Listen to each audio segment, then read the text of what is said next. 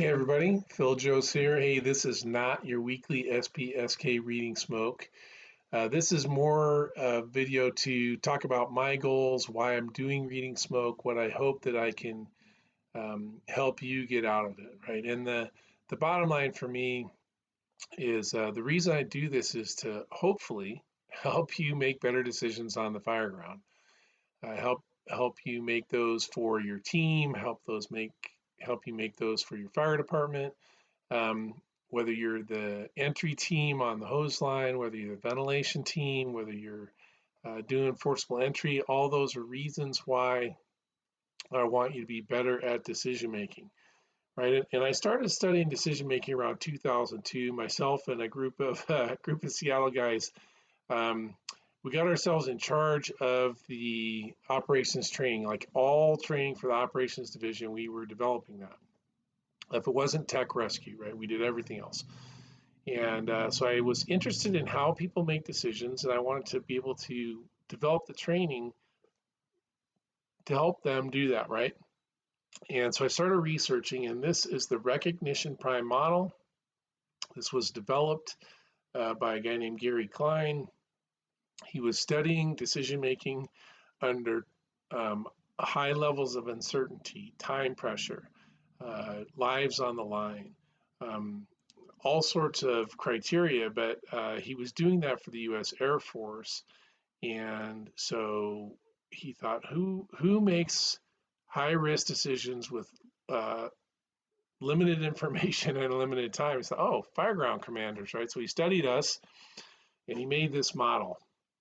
And this is the model that you should really. There's other models out there, but for my work, for my money, this is the one that works best, and it most accurately explains what's going on. And we're going to talk about it in this way. So decision making is a combination of pattern matching. You see something, you go, oh, I've seen that before, right? And I know what to do about it, right? You have the analysis of I know what to do about it, and then you get your action script. And when I say action script, that's just inch and three-quarter line to the front door, right? If you looked at a front door and you're on forcible entry, if it's inward or an outward opening door, that's going to make a difference in what you do, right? How you use your Halligan and flathead, which end of the tool, which that sort of thing, right? Those are different action scripts.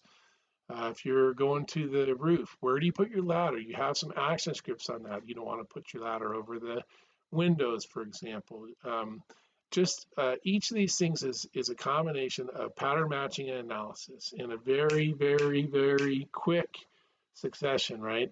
It's not like you're performing some analysis where you take out a pad and a pencil and you go, oh, which line can I take? Inch and three-quarter or 2.5. Okay, the criteria are A, B, C, and D, and I'm going to measure each of these lines based on these criteria and then figure out which is the best line to take, right? You just don't do that. That would be a rational analysis, and you just don't do that. You don't have the time to do that, and it's not necessary. And the model shows that if you can do pattern matching analysis, you can get to a very accurate assessment of what the action script should be really, really quickly. Okay, so pattern matching is what we're doing with reading smoke. It's if we go decision making is pattern matching and analysis. Reading smoke is pattern matching. What are your cues? Well, the reading smoke cues are volume, velocity, density, color. Right? Are there other cues on the fireground? Sure. Building construction, hydrant placement, uh, street where the cars are parked on the street, or their toys in the yard, right? I stick to the volume, velocity, density, color. And of those, really the most important cues most of the time are velocity and density, right? Volume and color are like the sprinkles on top of the icing on top of the cake, right? They're not the cake and they're not the icing, they're like the sprinkles, but velocity and density are the kings of what's going on now and what's going to happen in the future. And pattern matching is cues, we just talked about that, and expectancies, right? What do you expect to happen? Well, one is being able to visualize what's going on now, right, based on volume, velocity, density, color. The other is to have an expectation of what's going to happen between the time that you hit the parking brake and the time that you're ready to flow water. at the seat of the fire, what's going to happen with that fire, right? Can you predict that? Do you know what the time element is? Um, what's your operational pace from the time you hit the e-brake till the time that you're ready to go through the door and fight fire, right? What are your expectancies? Like, here's what I see in volume, velocity, density, color. I know that this is night and there's bedrooms upstairs. Which bedroom is going to be the hottest? Where's the most risk? Uh, I have some patterns in my head also from how it's going to be laid out based on the building construction, where the door is, right? What the window makeup is upstairs. But from a volume, velocity, density, color, what do I expect and then what occurs, right?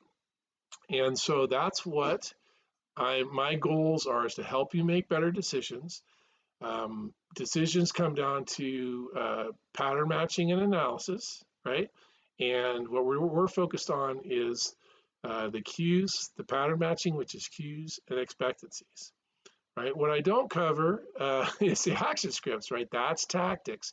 If we're talking about tactics, certainly I teach a tactical decision-making class where we do a lot of tactics, and we talk about the action scripts, which line, where is it going, what's the second crew going to do, who's searching, where do they go first, all those sorts of things. I just don't do that on the SPSK site. There's a great post, the Go No Go post is great for that. But if you want me to come teach tactics or come teach reading smoke where you are, I'm happy to do that. Hey, how did I get here? Dave Dodson, who originated this program, when he was getting ready to retire, he asked me to take it over, spent a couple years tutoring under him, going over all the notes from all the times I'd seen him. I'd actually seen him present the class. I think it was 8 or 9 times. And then I watched him at least another 8 or 9 times when I was getting tutored by him, but eventually he kicked me out on my own, and I've been teaching ever since. Teach at FDIC, other major fire conferences.